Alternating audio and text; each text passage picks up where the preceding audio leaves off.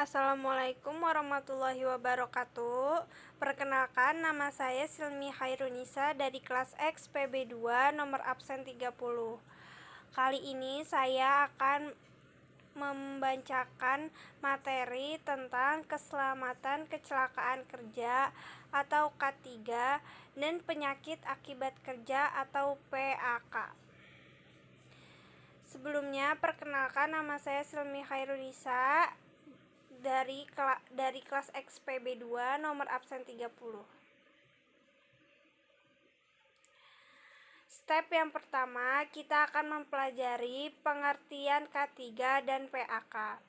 Yang kedua, kita akan mempelajari jenis-jenis K3 dan PAK. Yang ketiga, kita akan mempelajari faktor-faktor yang mempengaruhi K3 dan PAK. Yang keempat, kita akan mempelajari peran K3 dan PAK di lingkungan kerja. Dan yang kelima, saya akan memberikan contoh kasus K3 atau PAK. Yang keenam, kita akan mempelajari cara atau anjuran untuk menjaga dan menghindari K3 dan PAK. Yang pertama, kita akan mempelajari pengertian keselamatan kecelakaan kerja atau K3. K3 adalah singkatan dari keamanan, kesehatan, dan keselamatan kerja. Pengertian K3 adalah bidang yang terkait dengan keselamatan, kesehatan, dan kesejahteraan manusia yang bekerja di lembaga atau lokasi proyek. Arti K3, keselamatan, kesehatan, dan kesejahteraan, dapat dibagi secara khusus menjadi dua, yaitu sebagai berikut. Pengertian K3 secara ilmiah atau keilmuan adalah semua ilmu dan penerapannya untuk mencegah terjadinya kecelakaan kerja, penyakit akibat kerja atau PAK, kebakaran, peledakan, dan pencemaran lingkungan. Definisi K3 secara filosofis. K3 adalah suatu pemikiran dan upaya untuk menjamin keutuhan dan kesempurnaan jasmani maupun rohani tenaga kerja, khususnya dan manusia pada umumnya, serta hasil karya dan budaya untuk menuju masyarakat adil dan makmur. Yang kedua, kita akan mempelajari pengertian penyakit akibat kerja atau PAK. Penyakit akibat kerja adalah penyakit yang disebabkan oleh pekerjaan, alat kerja, bahan, proses, maupun lingkungan kerja. Dengan demikian, penyakit akibat kerja merupakan penyakit yang artifisial atau man-made disease. Dalam melakukan pekerjaan apapun, sebenarnya kita beresiko untuk mendapatkan gangguan kesehatan atau penyakit yang ditimbulkan oleh penyakit tersebut.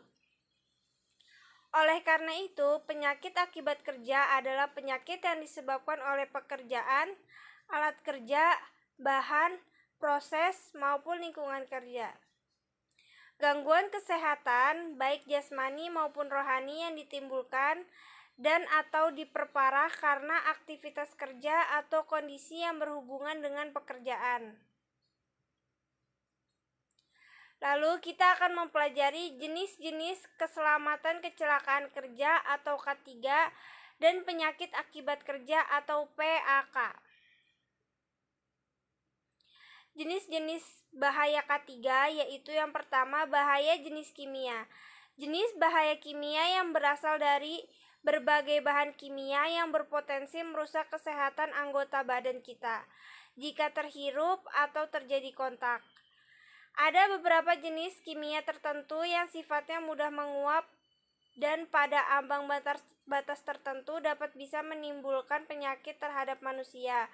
Contoh bahaya K3 yang jenis kimia yaitu uap bahan kimia, gas bahan kimia yang beracun, dan abu sisa pembakaran bahan kimia. Yang kedua, bahaya jenis fisika. Bahaya jenis fisika ini berasal dari berbagai hal yang berhubungan dengan fisik dan berpotensi merusak keselamatan dan kesehatan jika terjadi kontak.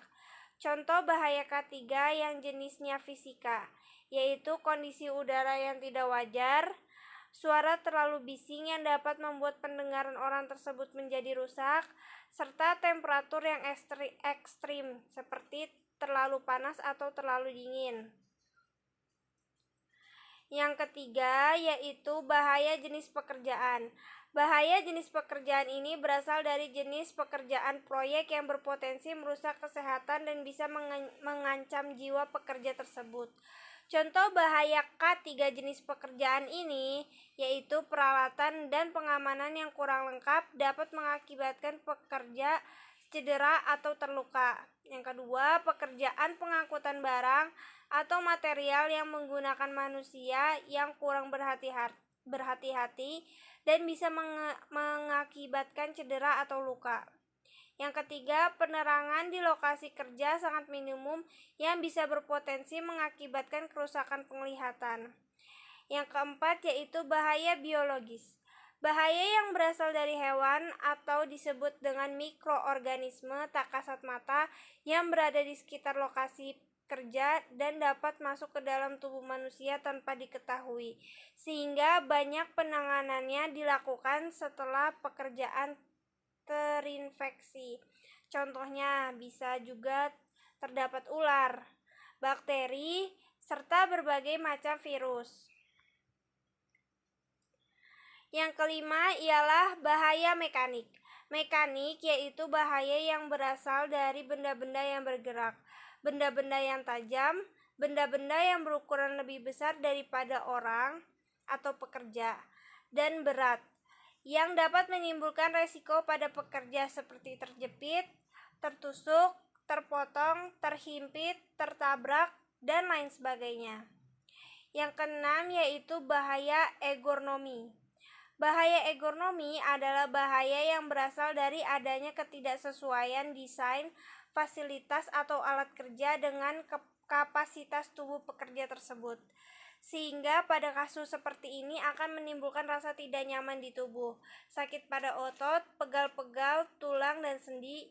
Contohnya yaitu seperti gerakan secara repetitif atau berulang-ulang, seperti membungkuk, berdiri, dan membungkuk lagi. Yang kedua yaitu dikarenakan durasi dan frekuensi bekerja melebihi batas. Selanjutnya yaitu jenis-jenis penyakit akibat kerja atau PAK. Yang pertama ada asma. Asma merupakan salah satu penyakit akibat kerja yang cukup sering terjadi, mengingat penyebabnya bisa menyebar di berbagai sektor pekerjaan. Yang kedua, penyakit paru obstruktif kronis. Penyakit paru obstruktif kronis atau PPOK adalah penyebab kematian terbanyak nomor 4 di dunia, sekaligus penyakit akibat kerja yang umum terjadi. Penyebab paling utama dari PPOK di tempat kerja adalah asap dan uap dari pabrik maupun lokasi pekerjaan lain, debu, dan gas. Pekerja yang mengalami PPOK umumnya mengeluhkan sesak nafas, batuk, dan napas berbunyi nyaring. Yang ketiga ada carpal tunnel syndrome. Carpal tunnel syndrome adalah penyakit yang terjadi karena saraf median yang terletak di telapak tangan mengalami tekanan berlebih. Penyakit akibat kerja yang satu ini biasanya menyerang pekerja yang bidang pekerjaannya mengharuskan berdiam diri lama di satu tempat dan mengerjakan hal yang sama dalam waktu lama. Contohnya adalah pada pekerja kantoran yang harus duduk dan mengetik dalam waktu yang lama tanpa jeda.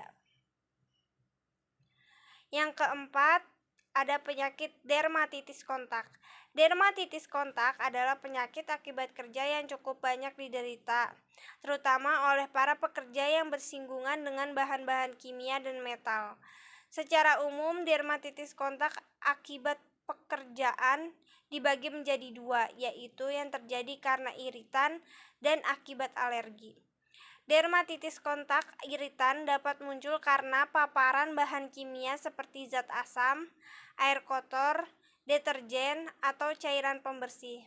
Sementara itu, dermatitis kontak alergi biasanya dipacu oleh besi, karet, zat kimia, hingga baja. Penyakit ini akan membuat kulit pengidapnya terlihat kemerahan, gatal, kering, dan mengelupas. Yang kelima, ada gangguan tulang dan otot. Penyakit akibat kerja yang juga sering terjadi adalah munculnya gangguan pada tulang, otot, sendi, tendon, hingga tulang rawan. Hal ini biasanya disebabkan oleh posisi kerja yang kurang baik atau ergonomis. Tekanan pada tulang dan sendi yang diterima terus-menerus, dan getaran hebat dari alat kerja. Sebagian besar penyakit ini diderita oleh pekerja yang bergerak di bidang jasa dan manufaktur. Dari keseluruhan jumlah orang yang mengidap penyakit akibat kerja, gangguan tulang dan otot diderita kurang lebih sepertiganya. Selanjutnya, kita akan mempelajari faktor yang mempengaruhi keselamatan kecelakaan kerja atau K3 dan penyakit akibat kerja atau PAK. Faktor keselamatan kecelakaan kerja atau K3. Yang pertama, biologi seperti bakteri, jamur, virus, tanaman, dan binatang. Yang kedua, kimia seperti bahan atau material atau cairan atau gas atau uap atau debu beracun. Reaktif, radioaktif, mudah meledak atau terbakar, iritan, dan juga korosif. Yang ketiga, ada fisik atau mekanik seperti ketinggian, konstruksi, mesin atau alat atau kendaraan atau alat berat, ruang terbatas, tekanan, kebisingan, suhu, cahaya, listrik, getaran, dan radiasi.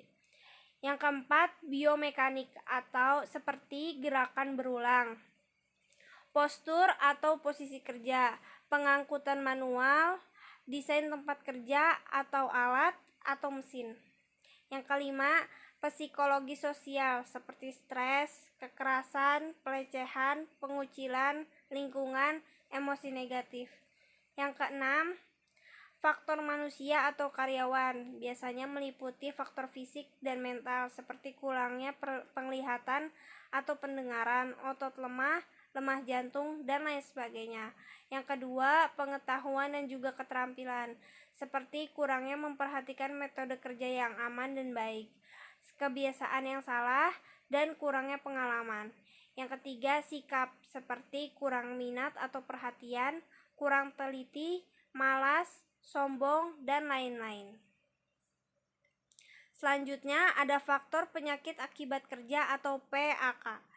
Faktor fisik seperti suara atau kebisingan yang dapat merusak pendengaran, radiasi sinar radioaktif yang dapat merusak sel-sel tubuh, dan kelainan kulit. Yang ketiga, suhu yang terlalu tinggi yang dapat menyebabkan heat stress seperti heat stroke, heat cramp, dan lain sebagainya. Yang keempat, tekanan yang terlalu tinggi yang dapat menyebabkan Cason disease atau penerangan yang kurang baik yang dapat merusak mata. Yang kedua, ada faktor kimia seperti debu yang dapat menyebabkan pneumokoniosis, diantaranya silikosis, asbestosis, dan lain-lain. Yang kedua, fume dari metal yang dapat menyebabkan metal fume fever. Yang ketiga, uap beracun yang dapat menyebabkan keracunan. Yang keempat, gas, misalnya keracunan H2S, CO, dan lain-lain. Yang kelima, larutan bahan kimia, misalnya menyebabkan dermatitis. Yang ketiga yaitu faktor biologis atau infeksi seperti virus atau bakteri, misalnya avian flu, HIV, dan lain sebagainya. Yang keempat, faktor fisiologis yang disebabkan oleh kesalahan konstruksi mesin, sikap badan yang kurang baik, salah cara melakukan pekerjaan, dan lain-lain. Yang kelima, faktor mental atau psikologis seperti stres akibat kerja, hubungan kurang baik, tekanan dari atasan, dan lain sebagainya. Selanjutnya, kita akan mempelajari peran keselamatan kecelakaan kerja atau K3 dan penyakit akibat kerja atau PAK di lingkungan kerja. Peran K3 yaitu masing-masing tenaga kerja memiliki hak untuk mendapatkan perlindungan atas kesehatan dan keselamatan untuk kesejahteraan hidup dan meningkatkan produksi. Yang kedua, semua orang yang berada di lingkungan kerja perlu dijamin keselamatannya. Yang ketiga, semua sumber produksi harus digunakan secara efisien dan aman. Yang keempat, harus ada tindakan antisipatif dari perusahaan sebagai upaya untuk mengurangi resiko terjadinya kecelakaan dan penyakit akibat kerja. Peran PAK yaitu pertama menentukan pajanan, kedua menentukan hubungan antara pajanan dengan penyakit, ketiga menentukan diagnosis PAK, yang keempat menentukan faktor lain di luar pekerjaan, yang kelima menentukan faktor peranan individu, yang keenam menentukan besarnya pajanan, dan yang ketujuh menentukan diagnosis klinis. Berikut adalah contoh kasus kecelakaan kerja. Ini adalah contoh kasus K3.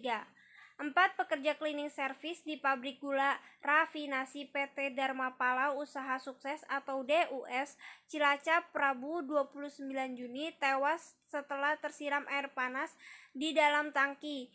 Sedangkan 1 pekerja lainnya selamat namun mengalami luka parah. Peristiwa bermula ketika kelima pekerja yakni Ferry Kisbianto berumur 25, Jumono berumur 35, Puji Sutrisno berumur 27, Kasito 30 tahun, dan Adi Purwanto 27 tahun tengah membersihkan bagian dalam tangki gula kristal di pabrik tersebut. Namun tiba-tiba kran yang berada di atas dan mengarah ke dalam tangki mengeluarkan air panas yang diperkirakan mencapai 400 derajat Celcius selama kurang lebih 3 menit. Akibatnya keempat pekerja tewas seketika akibat panasnya uap dengan kondisi mengenaskan, sedangkan pekerja yang bernama Adi Purwanto berhasil menyelamatkan diri namun mengalami luka cukup parah. Faktor penyebab kecelakaannya yaitu human error, yaitu kurangnya teliti terhadap sesuatu yang sedang dikerjakan. Dalam hal ini, kesalahan terletak pada cleaning service, seharusnya bersikap berlebih hati-hati serta teliti, yaitu dengan benar-benar memastikan bahwa tangki gula kristal tersebut telah kosong serta aman dialirkan air ke dalamnya. Dan seharusnya cleaning service saat memasuki tangki seharusnya juga mengenakan alat-alat pelindung diri agar terhindar dari bahaya kecelakaan kerja. Kemudian penyebab kecelakaan yang lainnya yaitu kurangnya pengawasan manajemen dalam bidang kesehatan, keselamatan, dan keamanan pada perusahaan tersebut. Sistem manajemen yang baik seharusnya lebih ketat pengawasannya terhadap alat ini. Menyadari alat ini memiliki resiko yang besar untuk menghasilkan loss atau kerugian, serta harus selalu mengingatkan pada pekerja untuk selalu berhati-hati. Tindakan pasca terjadinya kecelakaan kerja, yaitu beberapa tindakan manajemen yang bisa dilakukan adalah dengan meletakkan kamera-kamera di dalam alat tersebut sehingga operator kran dapat memastikan bahwa di dalam tangki benar-benar tidak ada apa-apa. Kemudian apabila teknologi lebih canggih dapat diterapkan di sana, maka pada tangki tersebut dapat dipasang sebuah alat pendeteksi di mana apabila di dalam tangki masih terdapat orang atau benda asing, maka ada sebuah lampu yang menyala yang mengindikasikan di dalam tangki tersebut terdapat orang atau benda asing. Kemudian apabila telah terjadi kecelakaan, seharusnya dilakukan investigasi kecelakaan, inspeksi, pencatatan, serta pelaporan kecelakaan kerja. Tujuan dari kegiatan ini tentu untuk meningkatkan manajemen dari kesehatan, keamanan, serta keselamatan pada perusahaan tersebut, menentukan tindakan pencegahan yang tepat, serta menurunkan faktor resiko pada kecelakaan tersebut. Selanjutnya, kita akan mempelajari anjuran untuk menjaga dan menghindari keselamatan kecelakaan kerja atau K3 dan penyakit akibat kerja atau PAK. Anjuran keselamatan kecelakaan kerja atau K3 yaitu mengidentifikasi dan pengendalian bahaya di tempat kerja, pemantauan kondisi tidak aman, pemantauan tindakan tidak aman. Yang kedua, pembinaan dan pengawasan seperti pelatihan dan pendidikan, konseling dan konsultasi, dan pengembangan sumber daya. Yang ketiga, sistem manajemen seperti prosedur dan aturan, penyediaan sarana dan prasarana, penghasilan dan sanksi, penghargaan dan sanksi. Anjuran penyakit akibat kerja atau PAK. Kewaspadaan tersebut bisa berupa melakukan pencegahan terhadap timbulnya penyakit, melakukan deteksi dini terhadap gangguan penyakit, melindungi tenaga kerja dengan mengikuti program jaminan sosial tenaga kerja seperti yang diatur oleh Undang-Undang Republik Indonesia Nomor 3 Tahun 1992, yaitu lalu mengetahui keadaan pekerjaan dan kondisinya dapat menjadi salah satu pencegah terhadap PAK. Beberapa tips dalam mencegah PAK yaitu memakai APD secara benar dan teratur, kenali resiko pekerjaan dan cegah supaya tidak terjadi lebih lanjut, dan segera akses tempat kesehatan terdekat apabila terjadi luka yang berkelanjutan. Lalu, selain itu terdapat juga beberapa pencegahan lain yang dapat ditempuh agar bekerja bukan menjadi lahan untuk menuai penyakit. Hal tersebut berdasarkan buku pengantar penyakit akibat kerja, di antaranya yaitu yang pertama pencegahan primer atau health promotion, yaitu perilaku kesehatan, faktor bahaya di tempat kerja, perilaku kerja yang baik, olahraga, dan juga gizi seimbang. Yang kedua, pencegahan sekunder atau specific protection, yaitu pengendalian melalui perundang-undangan, pengendalian administratif atau organisasi, seperti rotasi atau pembatasan jam kerja. Yang ketiga, pengendalian teknis atau seperti substitusi, isolasi, ventilasi, alat pelindung diri atau APD. Yang keempat, pengendalian jalur kesehatan seperti imunisasi.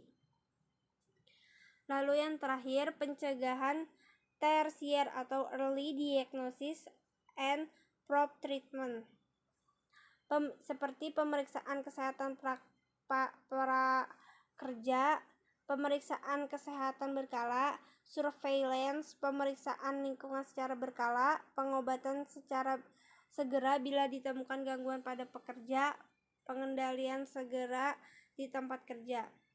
Kondisi fisik dan kuat sangat dibutuhkan dalam bekerja. Namun dengan bekerja dengan teratur bukan berarti dapat mencegah kesehatan kita terganggu.